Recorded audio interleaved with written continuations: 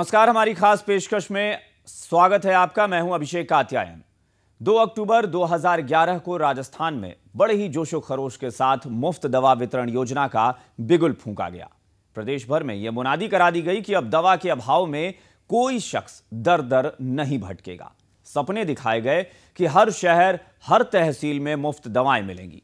मगर अफसोस कि अब भी मरीजों को मुफ्त में दवा की जगह दर्द मिल रहा है।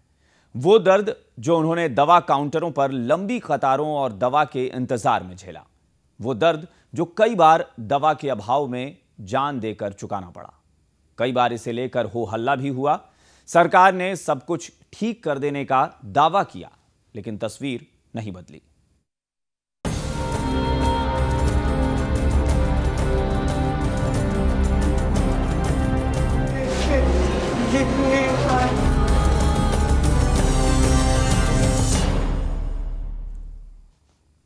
राजस्थान सरकार ने निःशुल्क दवा वितरण योजना नाम से बड़ी योजना प्रदेश में शुरू की थी, लेकिन इस योजना का लाभ लोगों को मिलता नजर नहीं आ रहा है। कोटा के एमबीएस अस्पताल के हालात को देखकर इस बात का अंदाजा लगाया जा सकता है। जहां मंत्री बीना काक ने निःशुल्क दवा वितरण योजना को हरी झंडी देकर योजना के तहत 200 दवाओं को गरीब जनता तक पहुंचाने के लिए केंद्रों में भरा था, लेकिन दवा केंद्रों की तादाद कम होने की वजह से और दूसरे कारणों से भी जरूरतमंदों को दवाएं मिल ही नहीं पा रही हैं। इस वजह से गरीब लोगों को काफी परेशानी का सामना करना पड़ रहा है।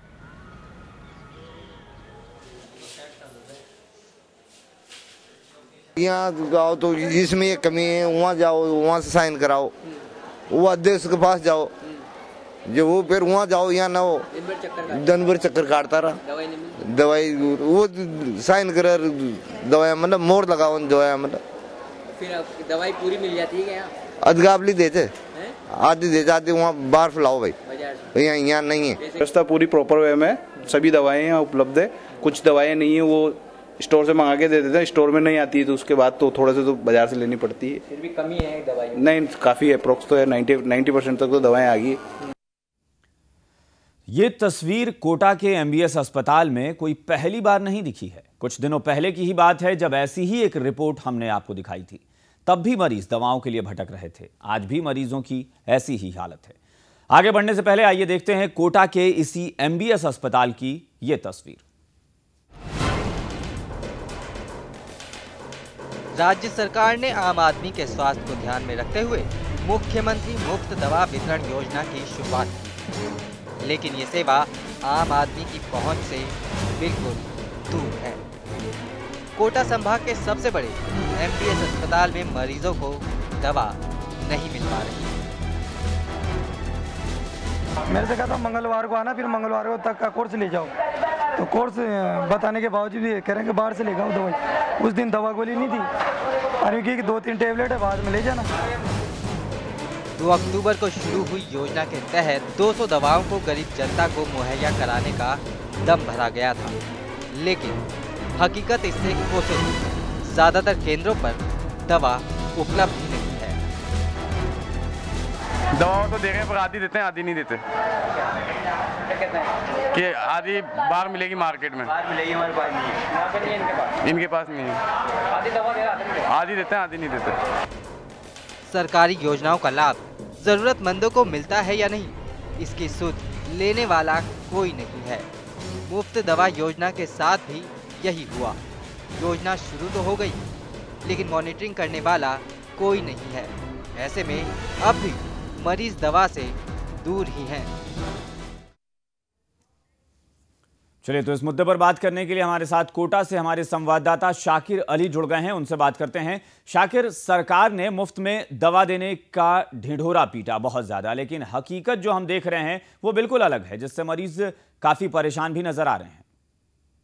जी बिल्कुल, जिस तरह से योजना शुरू की गई थी और प्रभारी मंत्रियों ने अपने अपने जिलों में आकर के इस योजना को अमली जामा पहनाया था, शुरुआत योजनाओं की थी और उस वक्त भी उन्होंने दरखास्त की थी, जिम्मेदार अधिकारियों से दरखास्त की थी कि ये योजना जो है अपना आप में बहुत बड़ी योजना है, इसमें कोताही ना बरतें, इसका लाभ आम जनता को मिलना चाहिए, गरीबों को मिलना चाहिए। लेकिन जब योजना शुरुआत में तो ये ठीक चलती रही, लेकिन लगातार जब दवा केंद्रों से दवाएं कम होती चली गई तो अब योजना में पर सवाल खड़े हो रहे हैं और प्रभारी मंत्री जब उसकी मॉनिटरिंग प्रॉपर नहीं कर पा रहे या जो जिम्मेदार अधिकारी हैं वो इनसे किनारा कर रहे हैं अपनी जिम्मेदारियों से, और इसका यानी सवाल बिल्कुल सवाल खड़े हो रहे हैं इस योजना पर।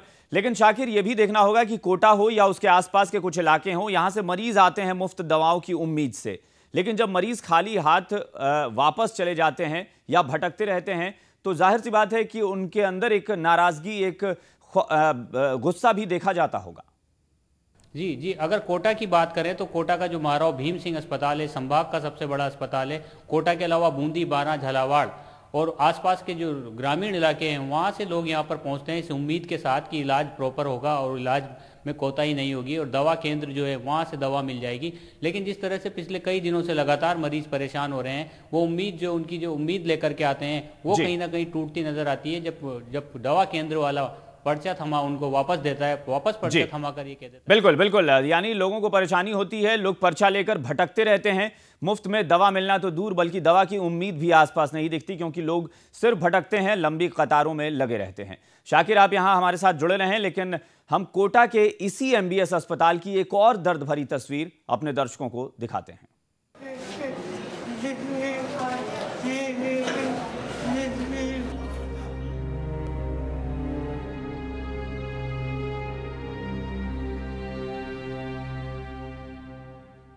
जरूरतमंदों को मुफ्त दवा दिलाने का दावा करने वाली सरकार को क्या ये आंसू नहीं दिखाई देते?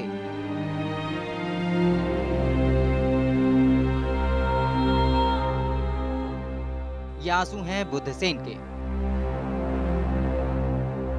बुद्धसेन बड़ी उम्मीद लेकर सरकार की मुफ्त दवा योजना का लाभ लेने के लिए अस्पताल पहुंचे थे, लेकिन उनको इस बात का बिल्कुल अंदाजा नहीं था कि सरकारी योजनाएं सिर्फ कागजों पर ही दौड़ती हैं।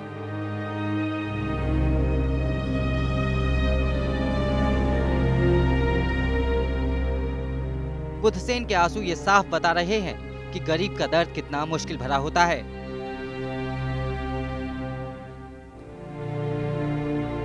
सरकार ने 200 से ज्यादा दवाओं को सरकारी अस्पतालों में मुफ्त बांटने का ढिंढोरा पीटा है, लेकिन हकीकत में इस पर कितना अमल हो रहा है, इसका अंदाजा आप बुद्धसेन की हालत देखकर लगा सकते हैं।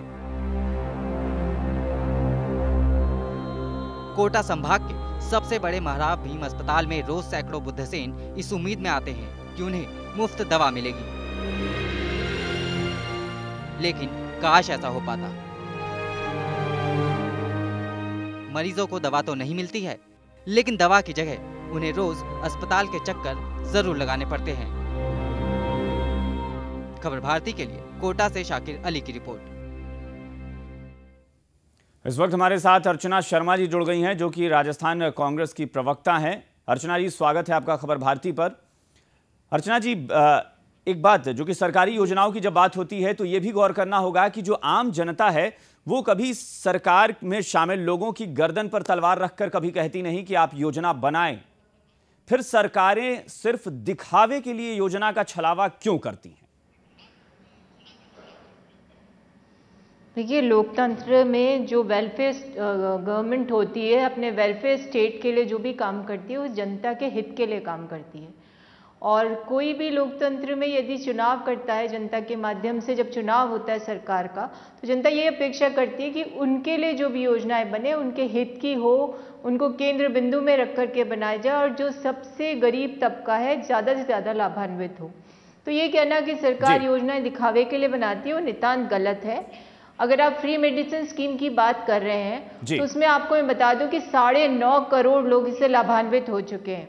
300 करोड़ का हमारा ये प्रोजेक्ट अर्चना जी, ये माफ करिए, आपको बीच में चूंकि काट रहा हूं कि अर्चना जी, ये गिनती करता कौन है, ये काउंटिंग कौन करता है कि 9.5 करोड़ लोग प्रभावित हुए हैं, उससे लाभान्वित हुए हैं, लेकिन जो लोग लौट कर आ रहे हैं, आपने कहा कि वेलफेयर स्टेट में ये सुविधाएं दी जाती हैं और सुविधाओं का दर्द इतना छलक पड़ता है कि लोग आंसू बहाने लगते हैं।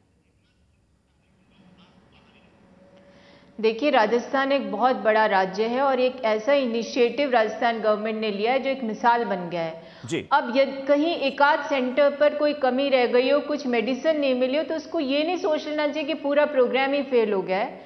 आप देखिए सवाई मानसिंह हॉस्पिटल में आज कितनी ज़्यादा भीड़ आती है, तो लोग लाभान्वित हो रहे हैं। हम जिन क्षेत्रों में जाते हैं वहाँ पर छोटे छोटे जो गवर्नमेंट डिस्पेंसरीज हैं या CHC PHC हैं, वहाँ सारी सुविधाएं हैं।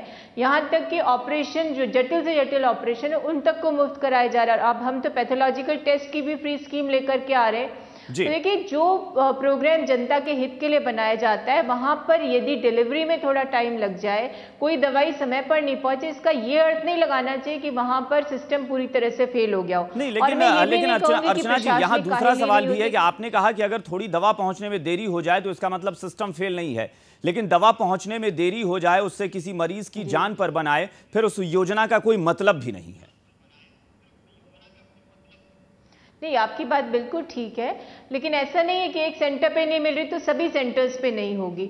और ये योजनाएं तो जनता के हित के लिए बनाई जाती है। ये बात भी आपकी सही कि कई बार प्रशासनिक काहिली होती है और हम उसको सपोर्ट भी नहीं करते हैं। तो ऐसे जब मीडिया के माध्यम से जनता के द्वारा पता चलता है कि किसी सेंटर पे इस तरह की कमी है या फिर प्रशासनिक स्तर पे चूक है, तो इसको निश्चित रूप से अटेंड किया जाता है। आपने देखा कि अभी जो हमारे डायरेक्टर हैं इससे रिलेटेड, वो खुद स्वयं जाकर के निरीक्षण करते हैं और जिन सेंटर्स पे कमी पाई जाती है वहां पर वो उन अधिकारियों के खिलाफ कार्रवाई भी करते हैं। चलिए, बिल्कुल आपकी बात अपनी जगह पर सही है कि कार्रवाई होती है, लेकिन जहां तक हमारी समझ कहती है अर्चना जी कि यहां पर एक चीज गौर करना होगा, आम लोगों में और सत्ता में बैठे लोगों में यही फर्क होता है। सत्ता उन्हीं को सौंपी जाती है जो सबके साथ एक जैसा बर्ताव करें। अगर कोई योजना शुरू होती है तो उसे आप उंगलियों पर गिनकर नहीं बता सकते कि फला अस्पताल में ये योजना इस वक्त सही चल रही है और फला अस्पताल में थोड़ी समस्या खड़ी हो रही है। हर जगह देखना होगा, चाहे कोटा हो, डूंगरपुर हो, दौसा हो, हर जगह पर यह परेशानी हमने देखी है। तब जाकर हमें लगा कि शायद इस बात को उठाना पड़ेगा कि इस योजना की हवा निकल रही है। देखिए, आपने जो कहा उसमें हवा निकल रही वो स्थिति नहीं है। आपकी ये बात मैं स्वीकार कर सकती हूँ कि जो दूरस्थ हमारे सेंटर्स हैं, जैसे कि आपने कहा कि जो हमारी बॉर्डर एरिया पे हो या फिर थोड़ा जिसका राजधानी से डिस्टेंस ज़्यादा हो, वहाँ मैं समझ सकती हूँ डिलीवरी में थोड़ा देर हुई हो। और ये भी मैं मान सकती हूँ कुछ प्रशासनिक जो अधिकारी हैं वो लोग भी लापरवाही बरतते हो, लेकिन सरकार की मंशा पूरी साफ है। सरकार ने कभी भी ये मानस नहीं बनाया कि किसी विशेष राज्य हमारा जो जिला है उसके साथ हम लोग भेदभाव करें। तो हम लोग भी इस चीज़ को उसका संज्ञान लेते हैं कि यदि मीडिया के माध्यम से हमारे पास जानकारी आती है कुछ सेंटर्स पे लापरवाही बढ़ती जा रही है तो वहां पर स्थितियों को सुधारने का प्रयास किया जाता है। और मैं आपसे ये कहना चाहूंगी कि जब कोई सरकार इस तरह की विस्तृत योजना की शुरुआत करती है, उसके व्यापक चलिए अर्चना जी, आप हमारे साथ बनी रहे, हम आपके पास फिर लौटते हैं। जी अर्चना जी, आप हमारे साथ बनी रहें, आपके पास फिर आते हैं। इस वक्त हमारे साथ कोटा से CMHO गजेंद्र सिंह सिसोदिया साहब जुड़ गए हैं। गजेंद्र जी, स्वागत है आपका खबर भारती पर। थैंक यू सर, धन्यवाद। कोटा के MBS अस्पताल की जो तस्वीर हम दिखा रहे हैं वो बेहद निराशाजनक है। आखिर मुफ्त दवा वितरण योजना है कहां? जैसे जो अपने काउंटर्स लगा रखे हैं और इनमें जो 499 तरह की आवश्यक दवाइयां हैं वो सब जगह उपलब्ध है जी, और ये सारी दवाइयां हम उपलब्ध करा रहे हैं। माफ कीजिएगा गजेंद्र जी, जो तस्वीरें हम अपने दर्शकों को दिखा रहे हैं ये उसी अस्पताल के काउंटर पर खड़े मरीज की रोती हुई तस्वीर है। वो फूट फूट कर रो रहा है कि उसे दवा नहीं मिल रही। और ये एक मरीज का हाल नहीं है, तमाम ऐसे मरीज हैं।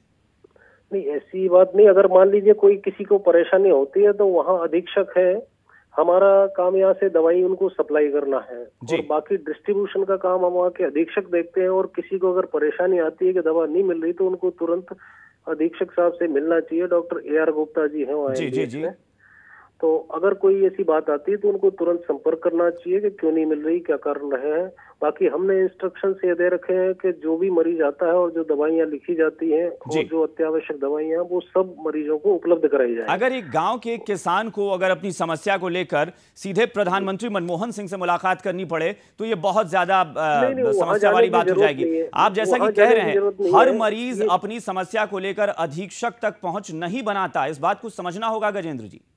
नहीं, अगर मान लीजिए ऐसी कोई परेशानी है तो मैं और भी उनको भी पाबंद करवाता हूँ और प्रिंसिपल साहब से बात करता हूँ कि ऐसी जो भी अव्यवस्था है तो उनको ठीक किया जाए। चलिए, हम आपको MBS अस्पताल के बारे में गजेंद्र जी एक बार फिर बता दें। MBS अस्पताल में पिछले कुछ महीनों से लगातार हम ये रिपोर्ट दिखा रहे हैं जहां इस दवा वितरण योजना की हालत खस्ता दिख रही है। नहीं, ऐसी कोई बात नहीं है। हम दवाइयाँ पूरी सप्लाई कर रहे हैं, किसी भी दवा की कमी नहीं है उनके पास। अब अगर मान लीजिए डिस्ट्रीब्यूशन में कोई कमी है तो मेरे पास पहली बार जानकारी में आया, हो सकता है आपने वहीं संपर्क किया हो पहले अधीक्षक साहब से और नहीं हो रहा है तो हम उनसे व्यक्तिगत रूप से संपर्क करके और सारी व्यवस्थाएं छोड़ो। चलिए गजेंद्र जी, एक बात तब फिर और बता दें कि अगर ये समस्या, हमने इस बात की पड़ताल की, खबर भारती ने ये कोशिश की जानने की, और जब हमें पता चला तो आखिर यहाँ जिम्मेदारी किसकी तय की जाएगी, कौन सुनिश्चित करेगा, ये भी बहुत अच्छा काम किया आपने और इससे हमारे को सुधार करने में भी सहूलियत मिलती है। और जैसे जब तक क्योंकि जानकारी नहीं हो, पता नहीं मिला, और छोटे जो बताया आपने गाँव के लोग हमारे तक या अधीक्षक साहब तक नहीं पहुँच पाते हैं जी, तो इसकी अच्छी व्यवस्थाएं होंगी और जैसे जानकारी में आता है तो हम पूरे प्रयास करते हैं कि सभी लोगों को जो राज्य सरकार लाभ उपलब्ध करा रही है वो सबको मिले।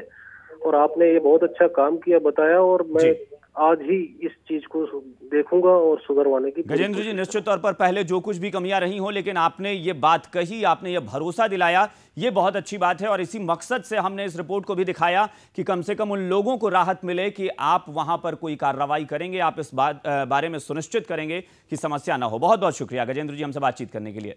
अर्चना जी हमारे साथ जुड़ी हुई हैं लगातार। अर्चना जी के पास एक बार फिर चलेंगे, लेकिन उससे पहले एक छोटा सा ब्रेक लेते हैं, फौरन लौटते हैं।